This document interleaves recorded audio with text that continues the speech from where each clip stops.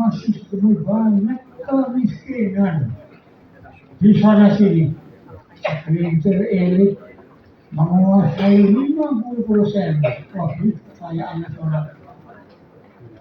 Awasi harga kebutuhan hidup, gelombang PHK, daya beli menurun, lapangan kerja menurun, hutang gunung dan seterusnya. Ya, Indonesia tidak sedang baik-baik saja.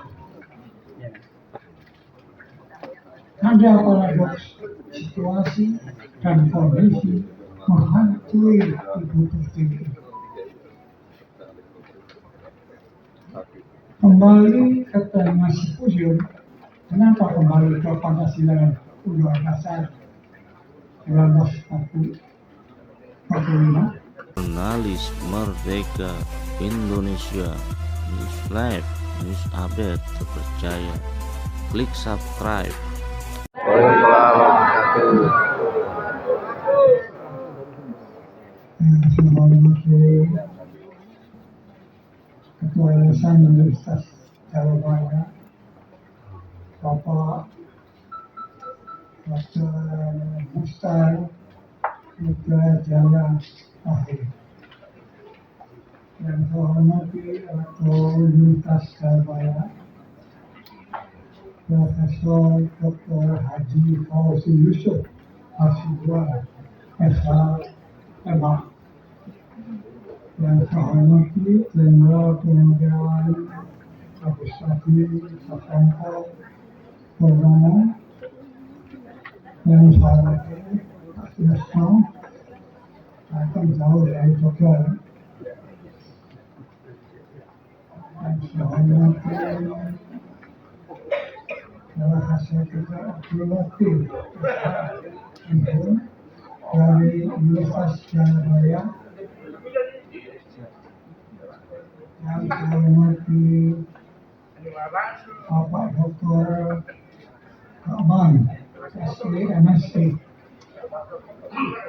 Menteri Kehutanan 2004 sampai 2009. Yang saya hormati Bapak Dr. Mulyadi, MSc, Desain Asik, UI, dan Sekretariat Dr. Hasanuddin Nursi, PhD, SH, MSc,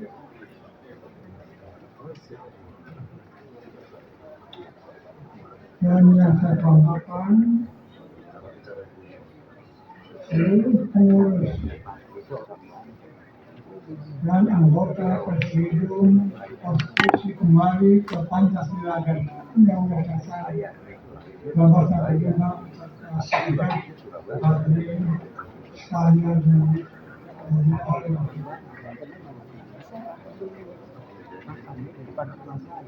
kawan-kawan, yang utama sekali mari kita panjatkan puji dan syukur kehadirat Allah Subhanahu wa Ta'ala, Tuhan yang Maha Kuasa, dan sampai detik ini kita masih diberi karunia keimanan, kesehatan, dan kesempatan untuk hadir dalam acara yang mulia ini, yakni simposium guna peringatan terbitnya Dekret Presiden 5 Juli 1959 di Universitas Jalabaya, Jakarta. Bapak-bapak dan ibu sekalian, tema yang dihadirkan oleh panitia simposium ini cukup strategis, menantang dan berdimensi global, yaitu kenapa kembali ke Pancasila dan Undang-Undang Dasar 1945 menjawab tantangan nasional dan global.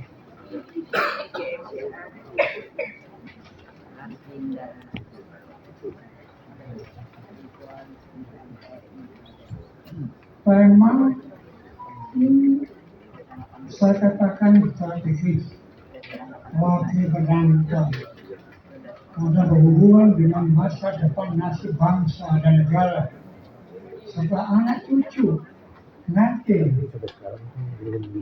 berdimensi global sebab memiliki keterkaitan kuat dengan tatanan internasional, terutama dengan adanya pergeseran geopolitik dari Atlantik ke Asia Pasifik.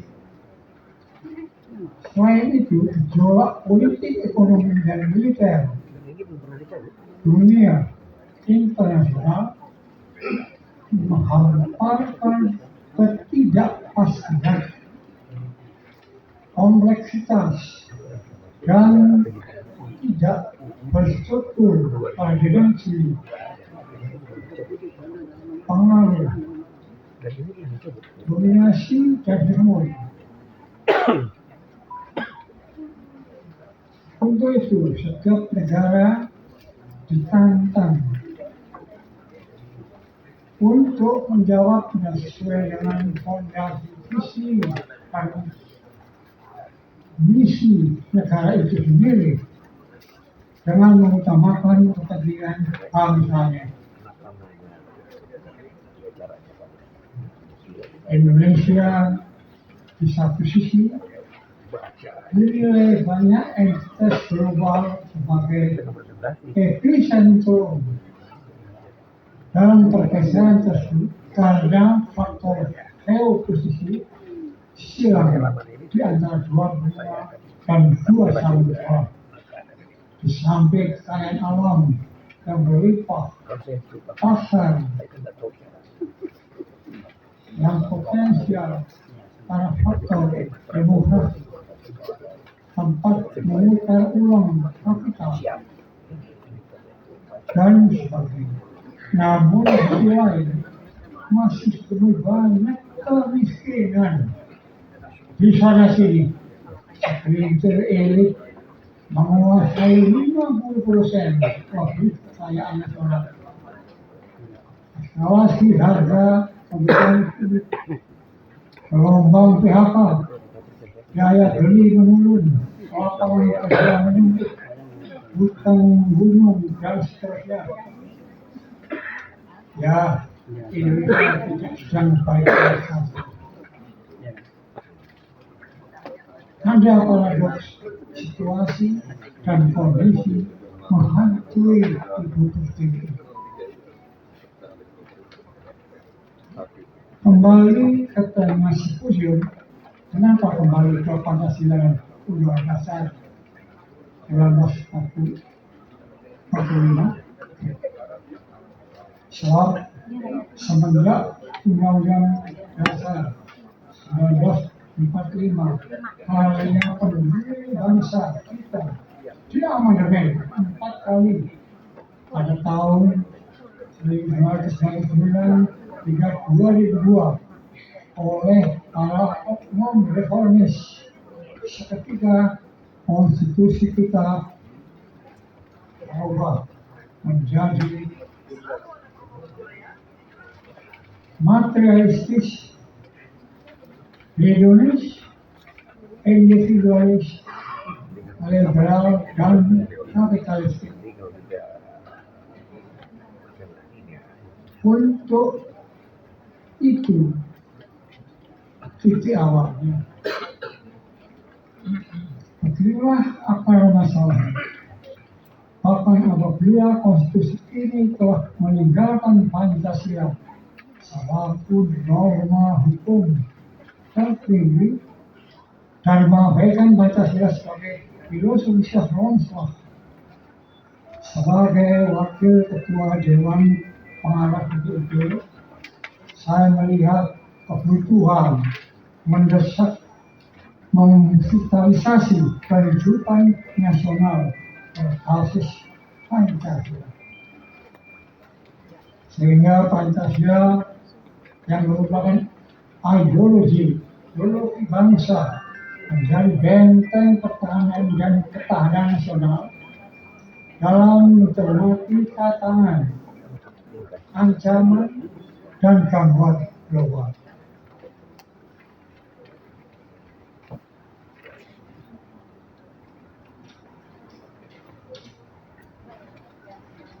Bahwa menurut Profesor peneliti yaitu Profesor Kailan dari UGM,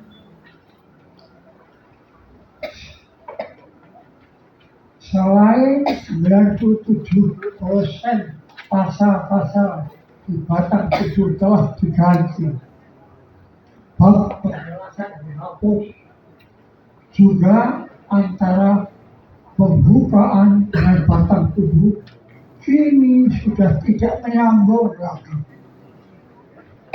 Jadi Undang-Undang Dasar NRI 1945 atau kerap disebut Undang-Undang Dasar 2002 telah menghasilkan deformasi tatanan kehidupan bermasyarakat, berbangsa dan bernegara.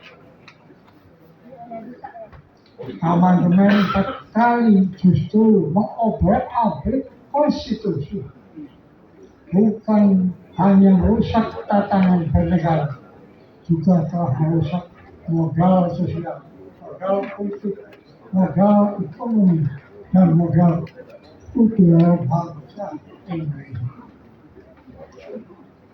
Saudara-saudara sekalian yang saya hormati, ketika Undang-Undang Dasar NRI 1945 ditandatangani pada tanggal 10 Agustus 2002 itu,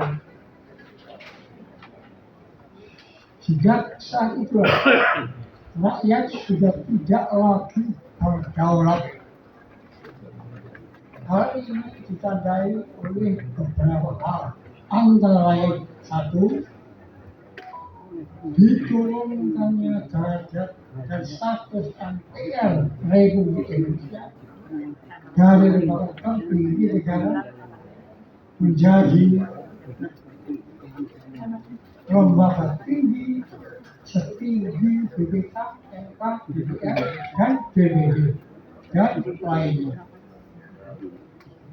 Yang kedua, MPR Republik Indonesia sekarang bukan lagi lembaga penjelmaan kedaulatan rakyat, karena rakyat adalah pemilik kedaulatan tertinggi. MPR RI hanya berisi anggota DPR dan DPD yang dipilih dalam pemilihan umum, sedang keterwakilan urusan golongan dan urusan daerah di MPR sudah dihapus. Ketiga, tidak ada lagi GHL yang merupakan kaitan jalan dalam pembangunan di Republik Indonesia. Keempat, adanya pasal 6A ayat 2 dalam Undang-Undang Dasar NRI 1945 yang memutuskan partai politik sebagai satu-satunya entitas pemegang kekuasaan di Republik ini. Kelima, kerancuan makna dan hakikat persoalan seluas-luasnya dalam desain negara kesatuan Republik Indonesia bersamaan dengan Persatuan Amanah pasal 33 ayat 4 tentang demokrasi ekonomi dan muatan dasarnya adalah korporatisme. Ini melunturkan konstitusi yang dijaga dasarnya adalah kebebasan.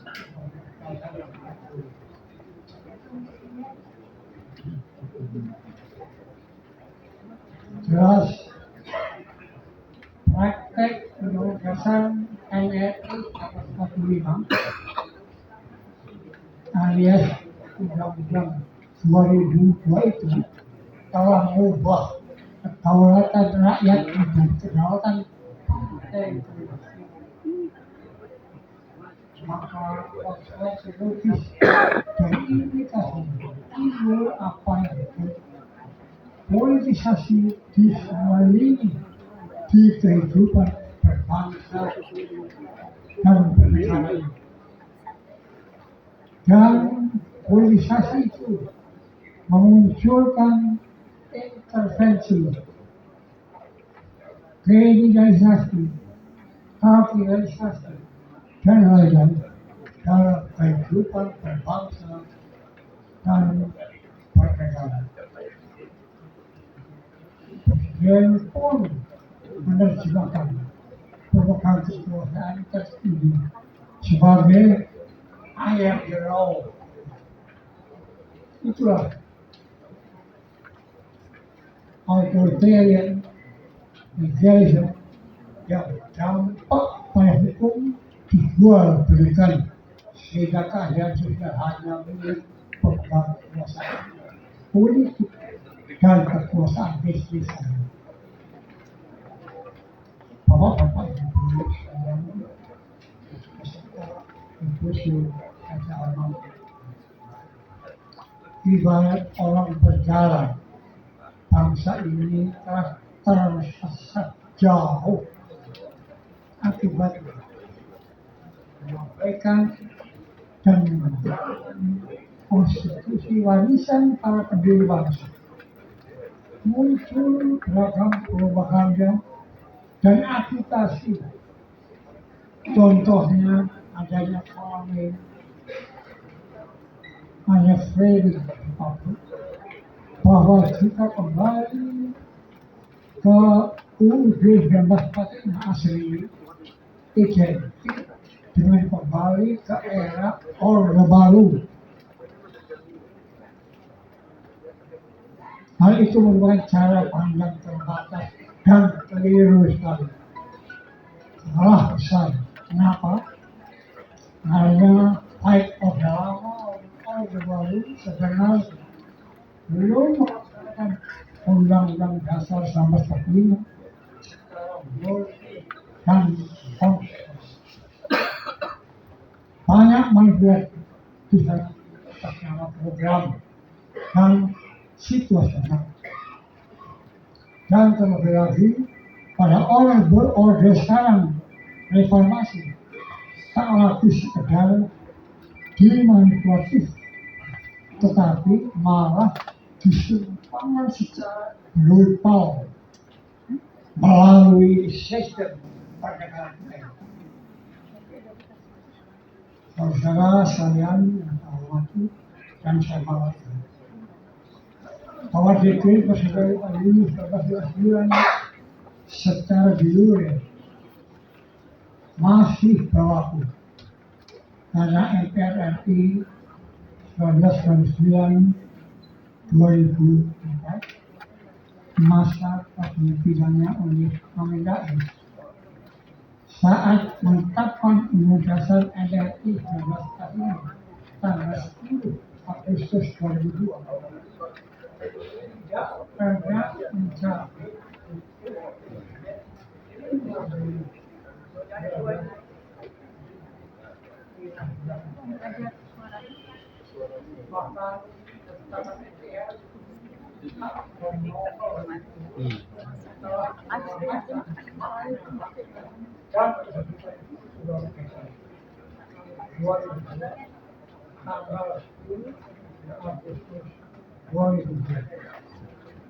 Undang-Undang 1945 yang ditetapkan pada tanggal 14 Agustus 1945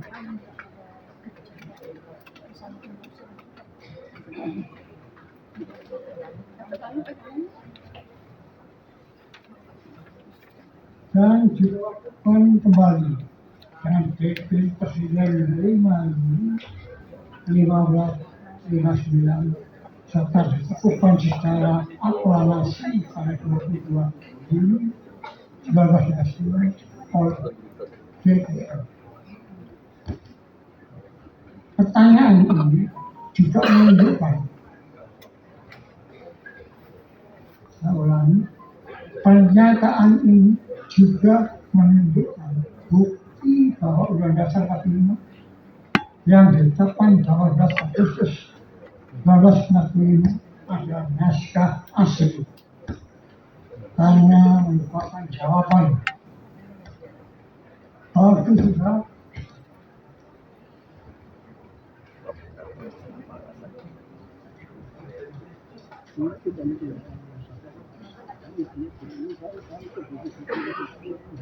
bagi pihak-pihak yang masih mempertanyakan mana mengenai naskah asli dilanjut. Teman MPR RI itu yang memberitahukan dua konstitusi, yaitu Undang-Undang Dasar nomor 45 naskah asli dan Undang-Undang Dasar Negara Republik Indonesia 1945 atau UUD 2002, walaupun UUD 2002 dalam praktiknya merupakan konstitusional de facto,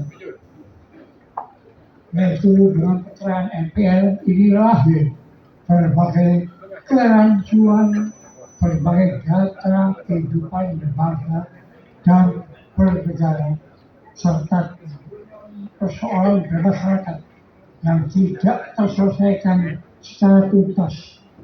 Hal ini tidak memenuhi rasa keadilan sosial bagi seluruh rakyat Indonesia. Maka pada kesempatan yang baik ini, saya berharap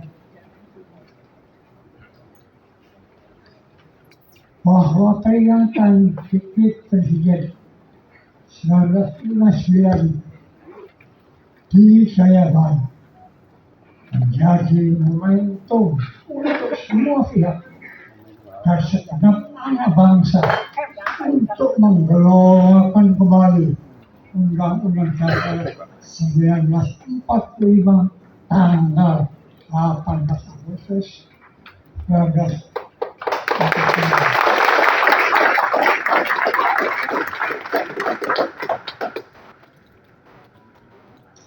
Dan sekali lagi, saya sangat mengharap dalam proses kembali ke konstitusi warisan pendiri bangsa nanti tidak boleh dilakukan secara sepenggal-sepenggal. Jangan setengah-setengah, misalnya kembali ke naskah asli, tetapi pemilihan presiden masih secara langsung alias pamer dan full terbebas, atau mengaktifkan MPR hanya untuk GBHN dan sebagainya. Jangan. Saya tidak melaksanakan tema. Ada izin amandemen kelima. Ada izin amandemen terbatas. Saya tanya apa yang dibatasi? Yang tidak batasi yaitu hanya ingin mengembalikan GBHN. Wah, keliru kalau ada. Jadi inilah salah satu pegan-pegan tadi yang ada pada kita. Kalau kita kembali utuh Undang-Undang Dasar 45.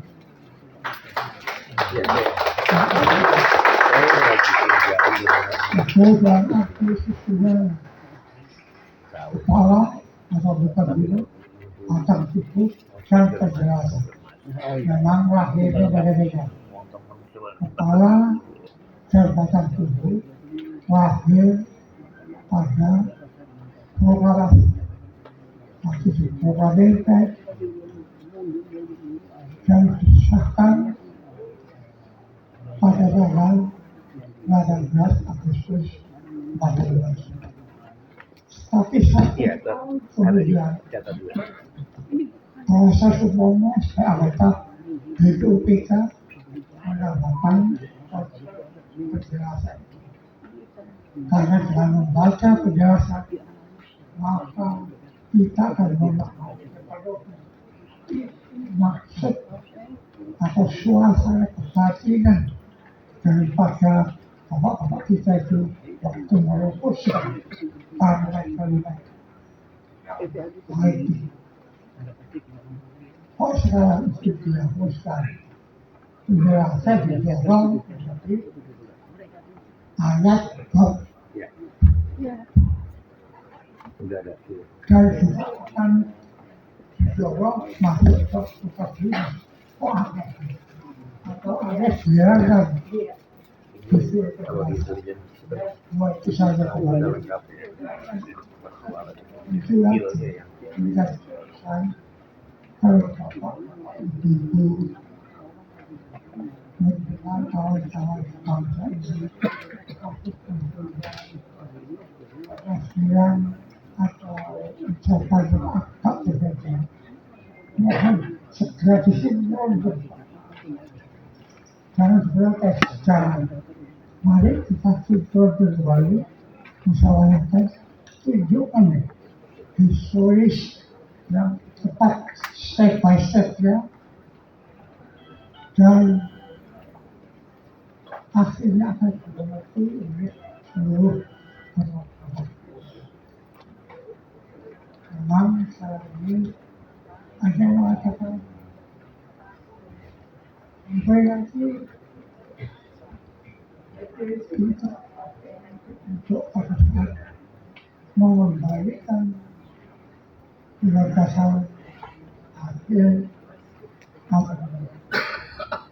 yang asli kembali dulu, baru diadakan pengkajian hasil pengkajiannya bagaimana referendum. Nah, referendum itulah yang kita jadikan sebagai penyempurnaan Indonesia, karena memang zaman Bapak memang sudah dihasilkan dan ditetapkan dilancarkan dilengkapi sekitar tahun 1945 sampai tercapai. Tapi berikutnya sampai nanti akhirnya anak cucu kita serahkan memperbaiki, bukan mengansi. Kalau kemarin Pak Cahyo mengansi, bahaya. Bung Karno sendiri waktu sebelum mengesahkan Undang-Undang Dasar tahun 46 itu, Bung Karno mengatakan biarkan segera ini maksimal, ini yang bisa kita hasilkan maksimal. Tetapi kenapa maksimal? Karena kita dalam alam dunia teknologi darurat kita akhirnya belum mempunyai waktu yang tepat untuk mencapai standar pekerjaan. Tetapi nanti kalau cucu kita sudah semakin baik, semakin stabil, semakin adil dan sejahtera rakyatnya, silakan. Bukan tidak perlu tidak, silakan. Tetapi sifatnya yang dalam arti yang asli dulu 45 itu tetap utuh, tidak boleh sampai kelas, tidak. Tapi birokratis ya. Karena kita terus melahirkan anak cucu, ya mereka yang punya tanggung jawab untuk melengkapi, untuk menyempurnakan undang-undang hasil mulai. Saya kira cara melakukan ini bukan masuk Amerika, Jepang, semuanya setiap mengadakan amandemen undang-undang dasar itu untuk disertai addendum tadi. Ini misalkan di Amerika, saya tidak tahu Amerika Pak, misalnya itu administrasi saja. Kalau ideologi Amerika silakan itu. Tidak boleh jadi diri orang Indonesia.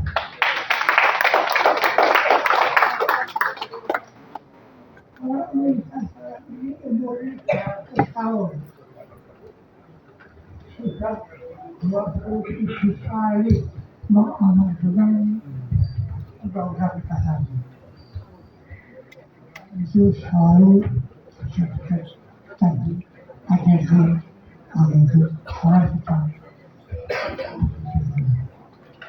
Nah, kita pun waktu Pak Jokowi akan mengajukan amandemen, waktu itu kawan-kawan di LPS itu mengatakan kesepakatan. Ada 6 kesepakatan. Yang pertama, mukadimah tidak boleh dikutik-kutik. Yang kedua, negara ini ada tetap negara Kesatuan Republik Indonesia. Jangan dinanti lagi. Sekarang dimunculkan lagi. Yang kemarin nggak ada UUD NRI 45. NRI bisa saja negara Republik apa? Bisa kan Republik Serikat sebagai resio atau Republik apa? Ini tidak tegasan daripada yang kemarin UUD NRI 45. Kalau dulu UUD 45 ini sebagai kode orang kafir undang-undang dasar negara Kesatuan Republik Indonesia tahun 45. Tidak sepanjang itu disita UUD 45. Sekarang enggak, UUD di tengah dikasih NRI 45. Seolah saya sendiri masih uang untuk bisa maaf sekali itu kasihan bisa tinggalkan terus yang melakukan persoalan papasnya akhirnya tidak saran lawan konstitusional dan MPN akan betul yang 4 kali amandemen itu benar-benar mencangkuk secara utuh kembali ke jiwa roh Pancasila. Walaupun sekitar peluang ada artinya realisme kesejarahannya itu karena realisasi pada hanya saya enggak jalan on.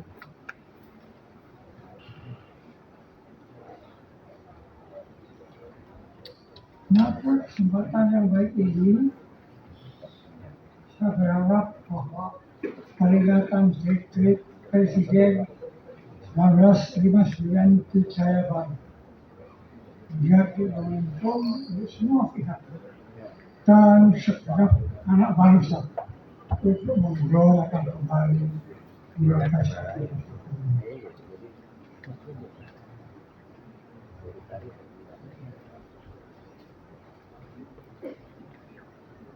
Mekanisme kaji ulang konstitusi, mekanisme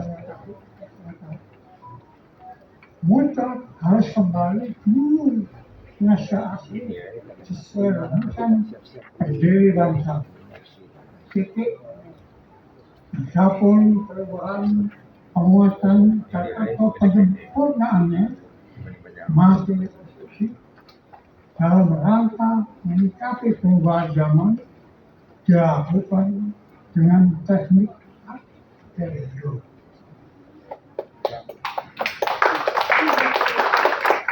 Secara hakiki materi perubahan itu karya generasi sekarang juga menimbang adanya perubahan zaman.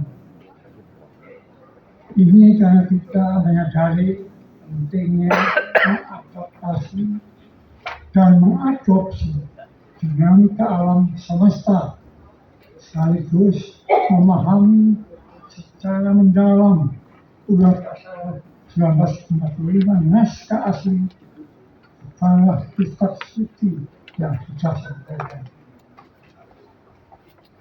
Perubahan itu pun diletakkan pada lampiran, yaitu adendum dengan batu uji Undang-Undang Dasar 1945 bukan lewat batu uji Undang-Undang NRI. Kenapa? Bahwa 4 perubahan dengan dasar yang dilakukan oleh MPR RI pada masanya dalam sebuah hal mengandung kontradiksi baik secara teoritis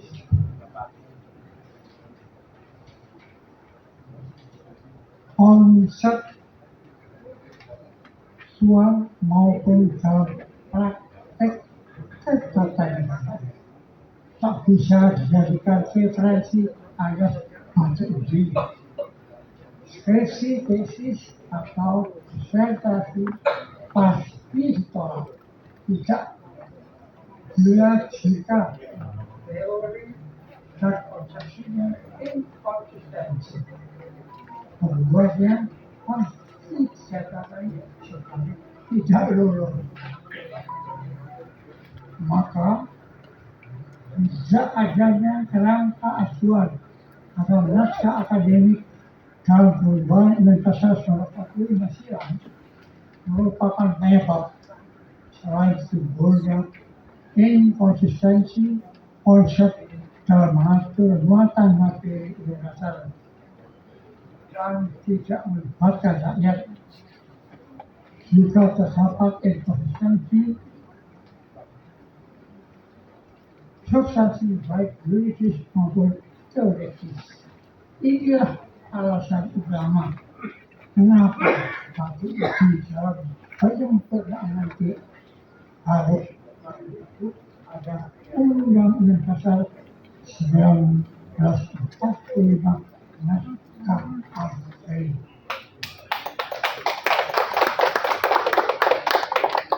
Hadirin sekalian,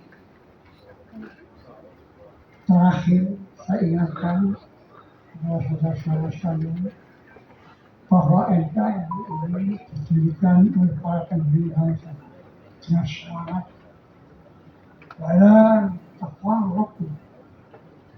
Saya ulangi, wala tafarraqu. Janganlah kamu bercerai-cerai, janganlah kamu berpecah-belah. Berpecah-belah itu bukan sekedar ayat tersebut harus unjuk praktis berbangsa dan bernegara. Dalam Tuhan yang agama manapun tidak memerintahkan bentuk negara, tapi memberikan prinsip-prinsip dalam bernegara.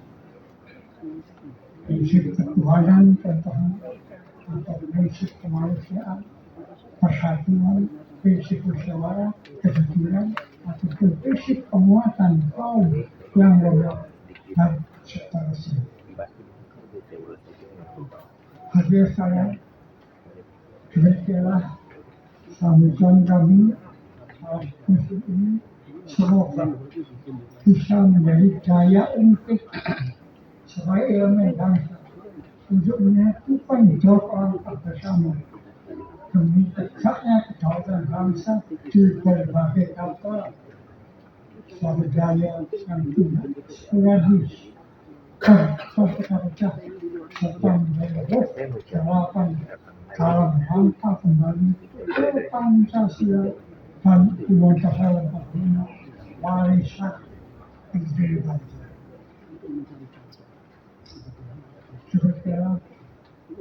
Semoga Allah Tuhan yang Maha membolak-balikkan hati manusia, meridhoi dan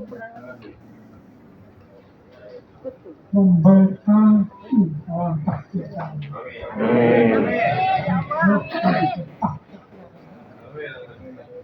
Apa baik? Kawan Aban. Kami nak hidup.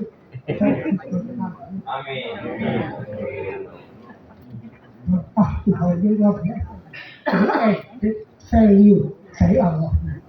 Luas ada memang mengandung kesucian, kebenaran, para orang Tuhan. Kesan itu adalah suci pekerti. Tahu kehidupan sangat halus. Melihat talatos. Halus kan menjaya. Nah, sombong orang itu kematian kita melawan ada. Tidak berdasar itu Pak. Klik like, subscribe, komen, dan share.